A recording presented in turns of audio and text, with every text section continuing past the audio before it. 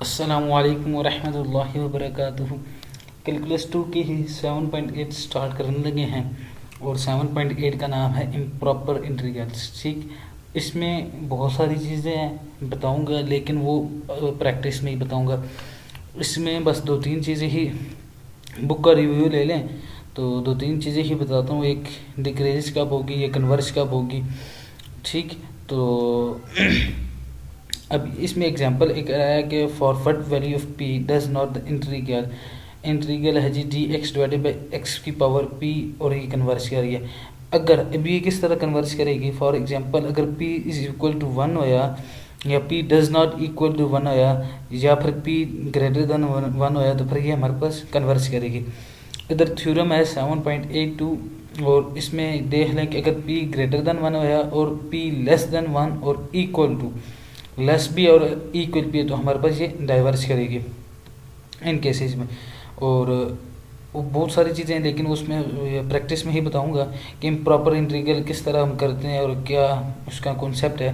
तो बस ये एक दफ़ा एक्सरसाइज का रिव्यू ले लें तो बस इंशाल्लाह भी प्रैक्टिस स्टार्ट करते हैं।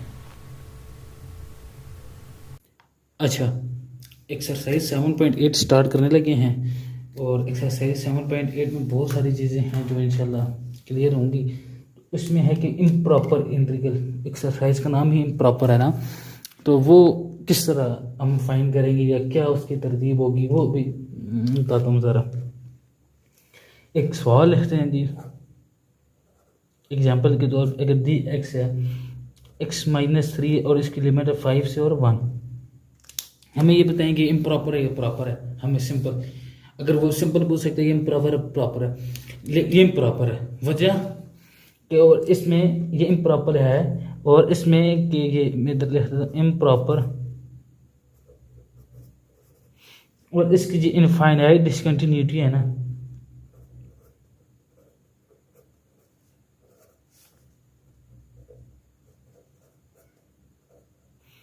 Infinite discontinuity at x equal to 3।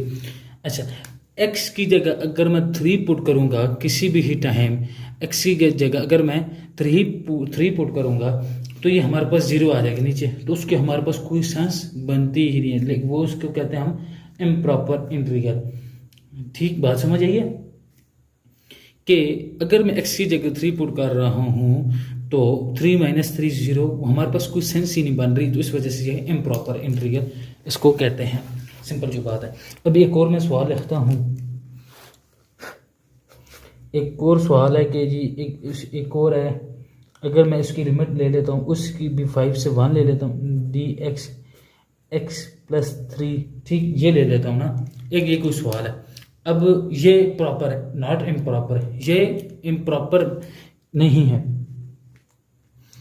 Not improper और इसकी एज इंटीग्रल इज कंटिन्यूअस, जो इसका इंटीग्रल है वो कंटिन्यू होगा।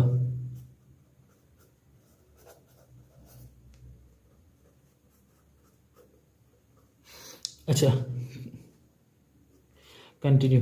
अच्छा, इसका मतलब ये है कि x की जगह मैं कुछ भी डाल देता हूँ, अब कुछ सेंस बनेगी, कोई आंसर आएगा, कोई चीज़ आएगी, कोई वैल्यू आएगी, कुछ हमारे पास कुछ बात आएगी ना।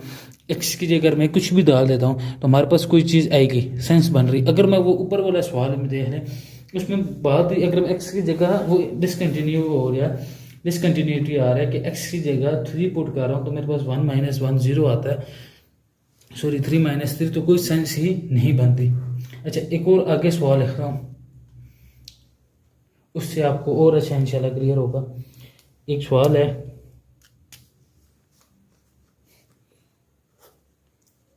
अगर मैं इसकी लिमिट ले लेता हूँ इन्फिनिटी से minus infinity minus d x is equal to √x-1 और 3, ये अब ये है हमारे पास इम्प्रॉपर।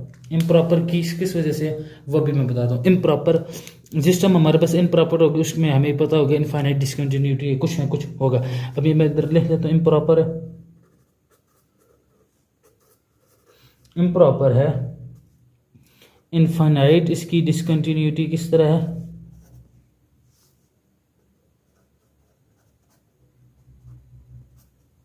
इनफाइनाइट डिसकंटिन्यूटी इसकी क्या, at x is equal to 1। अब इधर मैं 1 डालूंगा जिस तरह x की जगह, तो 1 माइनस 1, फिर वो 0 हो जाएगी, कुछ सेंस नहीं बनेगी।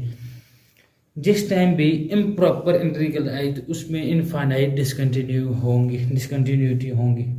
ये बात जहन में, पहली बात क्लियर होगी, इम्प्रॉपर प्रॉपर की बात आ गया। अब हम इसी से रिलेटेड ना और सवाल करते हैं कि जी कन्वर्जेंट और डाइवर्जेंट का भी हम उसके नाम के कॉन्सेप्ट होगा, लेकिन वो अभी नहीं है, इंशाल्लाह वो अभी आगे उसका नाम क्या देंगे। अच्छा, वो भी साथ साथ बताता जाऊंगा। अच्छा, कन्वर्जेंट और डाइवर्जेंट, अगर कोई वैल्यू आ रही है लेकिन वो कोई फिक्स नंबर है, हमें पता लग रहा है कि ये कोई कन्वर्ज कर रही है, कोई वैल्यू किसी की चीज़ की इक्वल आ रही है। मैं एक सवाल करता हूँ, क्वेश्चन नंबर 3 करते हैं, इससे आपको इंशाल्लाह बहुत अच्छी क्लियर हो कन्वर्जेंट और डाइवर्जेंट की बात। अगर वो भी फिर भी ना क्लियर हो फिर मुझे मैसेज कर दीजिएगा या मैं आपको फिर बता दूंगा। एक सवाल करने लगा, क्वेश्चन नंबर 3।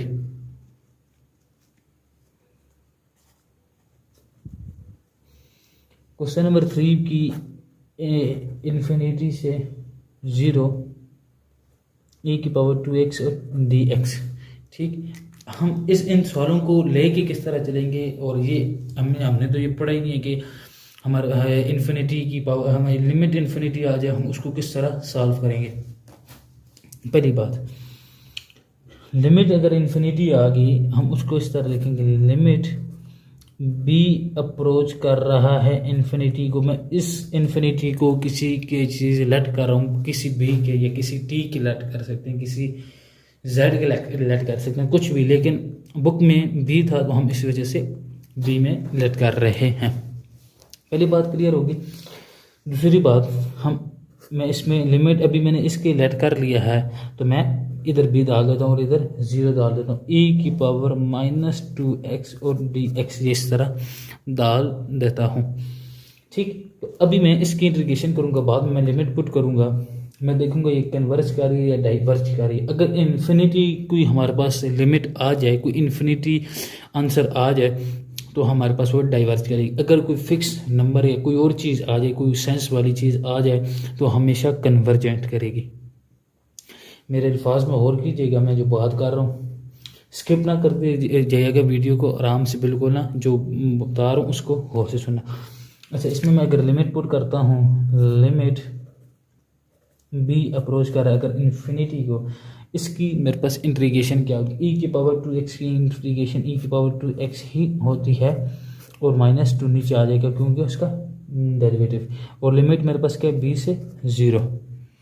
ठीक, अच्छा, अब मैंने लिमिट पुट करनी, एक दफ़ा अपर लिमिट पुट करूँगा, एक दफ़ा लोअर लिमिट पुट करूँगा।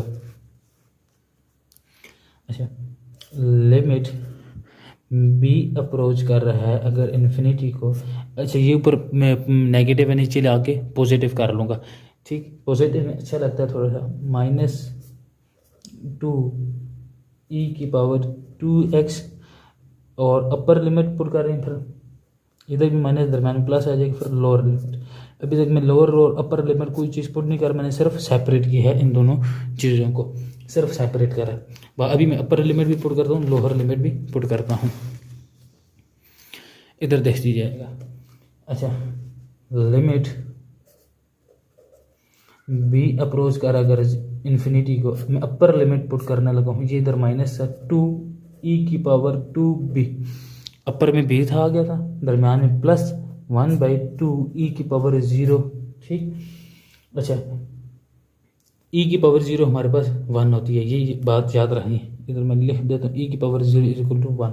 अच्छा, इनको मैं अगर सॉल्व करूँ, b की जगह इन्फिनिटी है, मैं इस तरह लिख सकता हूँ -1/2 e की पावर इन्फिनिटी, क्योंकि b की जगह इन्फिनिटी था, प्लस 1/2 क्योंकि e की पावर 0 मेरे पास 1 होती है। अब इसको सॉल्व करेंगे ना, मेरे पास फिर 0 आ जाएगी, किस तरह, 0 + 1/2 = 1/2। ठीक, ये हमारे पास कन्वर्ज कर रही है, कन्वर्जेंट होगी। ठीक, अब एक और अगला सवाल करते हैं, क्वेश्चन नंबर 7, वो भी बहुत ही आसान है।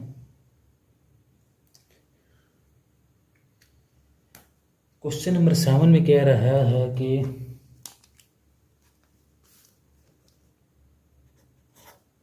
मेरे पास अगर आता है इन्फिनिटी से ई 1/x log of x log D x, ये हमारे पास सवाल है ना। तो अब वो कह रहा है कि इसकी हमें कन्वर्जेंट है, डाइवर्जेंट है, ये कुछ भी है जो चीज़ वो फाइंड करो, ठीक। अच्छा, तो मैं अगर लिमिट वो जिस टाइम मैंने आपको बताया हुआ था कि जो भी इस तरह की अगर इम्प्रॉपर है लिमिट ले लेना, बी अप्रोच कर रहा है अगर इन्फिनिटी को, इंट्रीगल लेते हैं हम। अच्छा, इसकी हमें इंट्रीगेशन अभी इस तरह पॉसिबल है, लेकिन अभी मैं सिर्फ इस चीज़ को ये चीज़ मैं जिसको मैंने ब्रैकेट इसको मैं ऊपर लेकर जा रहा हूँ, लॉग एक्स की पावर -3, ये -3 डाल दी और साथ ये वाला 1/x एज इट इज़ और डी एक्स भी एज इट इज़। कोई फ़र्क पड़ा सिर्फ, और सॉरी इधर मैंने बी और ई लिमिट डाल दी, ठीक। मैंने सिर्फ ऊपर ले गया, फंक्शन है साथ उसका डेरिवेटिव मौजूद है, फंक्शन में एक पावर ऐड होगी और उसी से डिवाइड होगी। ये तो हम काफ़ी अभी पिछली एक्सरसाइजों में पढ़ चुके हैं कि फंक्शन साथ हो और उसका डेरिवेटिव मल्टीप्लाई हो रहा हो, फंक्शन में एक चीज़ ऐड होती है और उसी से डिवाइड होती है, ठीक। मैं फंक्शन में एक ऐड कर रहा था, उसी से लिमिट पहले लिख लेता हूँ। बी अप्रोच करता है अगर इन्फिनिटी को, बी और ई, अच्छा सॉरी फंक्शन में एक ऐड करनी थी, पावर मैंने नहीं की। अच्छा, लिमिट बी अप्रोच कर अगर इन्फिनिटी को, एक पावर ऐड कर लेते हैं, लॉग ऑफ एक्स -3 + 1 इस तरह ब्रैकेट, और बी और ई मैंने लिमिट डाल दी है, ठीक हो गया। अभी मैं ये ऊपर थोड़ा सा और अच्छा कर देते हैं, लिमिट बी अप्रोच कर अगर इन्फिनिटी को, लॉग ऑफ एक्स की पावर -2 डिवाइडेड बाय -2 बी और ई, ये आ जाएगा। अब फिर ये माइनस में इसको मैं नीचे ले आता हूँ, पॉजिटिव बना देता हूँ, लिमिट बी अप्रोच कर अगर इन्फिनिटी को, -1/log ऑफ एक्स का square plus 1/2 log of x का स्क्वायर, लिमिट बी अप्रोच कर ई को, ठीक। सिर्फ मैंने उसे प्लस में बना दिए, ठीक हो गया। अभी मैं लिमिट पुट करता हूँ, अपर और लोअर लिमिट, अपर लिमिट पुट करता हूँ पहले, लिमिट बी अप्रोच करता है अगर इन्फिनिटी को, अपर लिमिट में पुट करने लगा हूँ, लिमिट बी के स्क्वायर प्लस साथ 2 भी है, ये भी 2 है, प्लस 1/2 log ऑफ ई का स्क्वायर।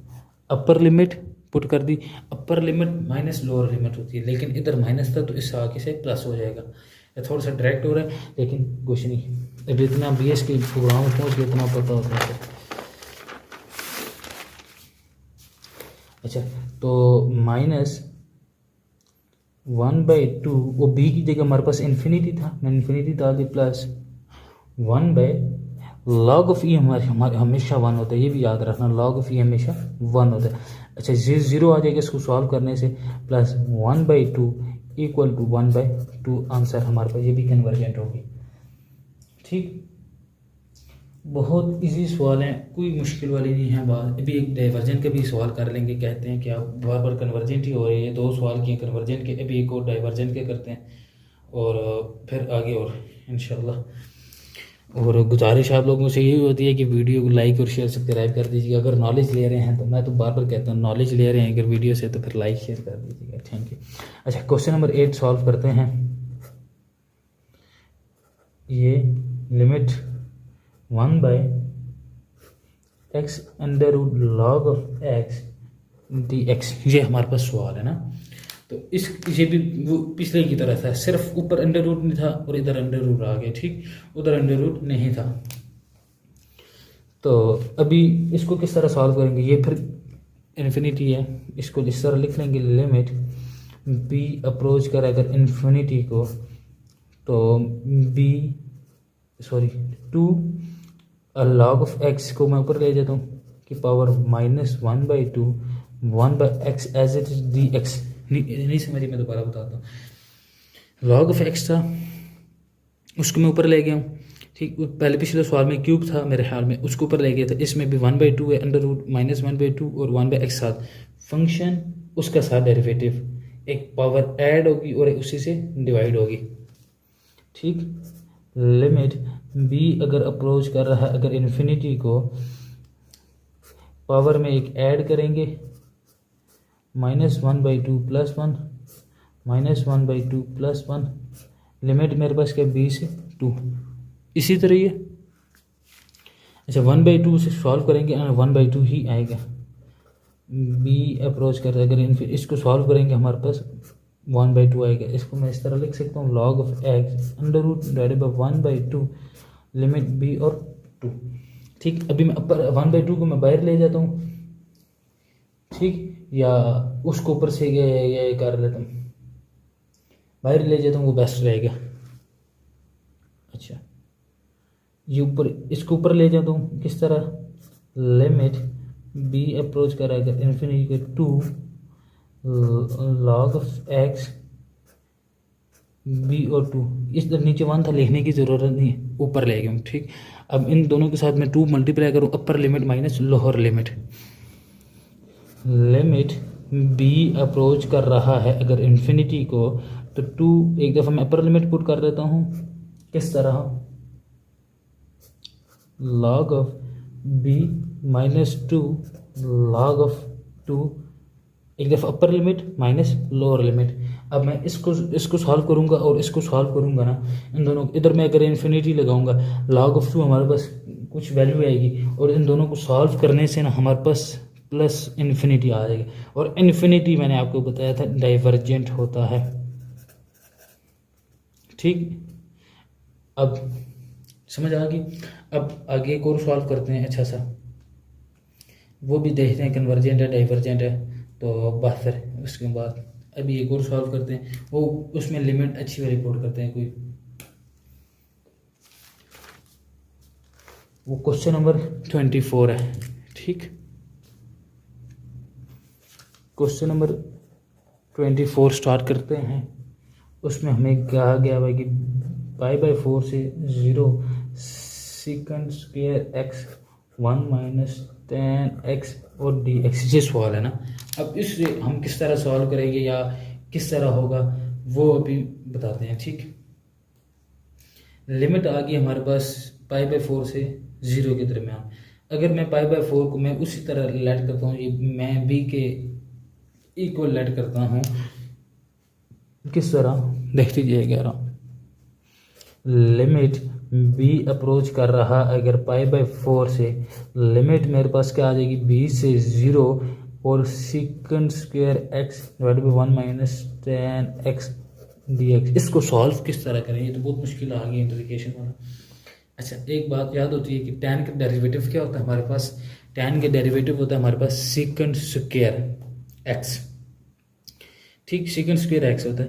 अब इधर tan का डेरिवेटिव sec² x होता है, लेकिन इधर माइनस लिखा हुआ है, तो हम ऊपर भी माइनस डाल देंगे, उससे माइनस से मल्टीप्लाई कर देंगे, तो फिर हमारे पास क्या आ जाएगा। मैं भी थोड़ा सा सॉल्व करता हूँ ना, मैं एक काम कर रहा हूँ, लिमिट π/4 b से 0 के दरमियान, इधर बाहर माइनस डाल रहा हूँ, ठीक, एक अंदर माइनस डाल रहा हूँ, sec² x 1 - tan x और dx। माइनस tan का डेरिवेटिव होगा, सिर्फ tan का डेरिवेटिव होगा हमारे पास sec² साथ माइनस है, तो फिर माइनस ऊपर आ जाएगा, तो फंक्शन और उसके ऊपर डेरिवेटिव लॉग ऑफ फंक्शन आ जाता है। ये हमने पढ़ा हुआ है ना, फंक्शन और साथ उसका डेरिवेटिव लॉग ऑफ फंक्शन आ जाता है। तो अभी मैं इसको इस तरह कर लेता हूँ, लिमिट b अप्रोच कर अगर π/4 से फंक्शन और ऊपर उसका derivative log of function, function हमारे पास ये है tan x, लिमिट मेरे पास क्या है b से 0 के दूँ। पहले मैं अपर लिमिट पुट करता हूँ, फिर मैं लोअर लिमिट पुट करने के बाद फिर मैं सॉल्व करता हूँ। लिमिट लॉग अपर लिमिट मेरे पास क्या है b माइनस लोअर लिमिट क्या है मेरे को 1 - tan of 0। ठीक, अच्छा, अब b की जगह मैं क्या पुट करूँगा π/4, इसको सॉल्व करेंगे वो तो 0 आ जाएगी, लॉग ऑफ 1 - tan, ये इधर लिमिट आ रही है सॉरी, अब इधर लिमिट ख़त्म हो जाएगी, पाई बाय 4 मैं पुट कर रहा हूँ बी की जगह minus log of 1 minus tan of 0। ठीक, अब इसको ये सॉल्व करेंगे, मेरे पास माइनस इन्फिनिटी आएगा, माइनस इन्फिनिटी माइनस 0, मेरे पास माइनस इन्फिनिटी, और ये इंटीग्रल मेरे पास आ जाएगा डाइवर्जेंट। बहुत ही इजी सवाल है। ठीक, कि अगर कोई फिक्स वैल्यू आएगी या कोई और चीज़ आएगी तो हमारे पास कन्वर्जेंट होगा। अगर हमारे पास कोई इन्फिनिटी की फॉर्म में आंसर आ रहा है, समझे जिस तरह भी दो सवाल मैंने किए इन्फिनिटी की तरह आंसर आ रहा है, तो ये हमारे पास डाइवर्जेंट होगा। तो इंशाल्लाह भी नेक्स्ट वीडियो में मिलेंगे, नेक्स्ट चैप्टर में, 9 चैप्टर में इंशाल्लाह। तो अगर किसी ने वीडियो से नॉलेज ली है तो प्लीज़ लाइक शेयर सब्सक्राइब कर दीजिएगा। Thank you so much. Next video में मिलते हैं इंशाल्लाह।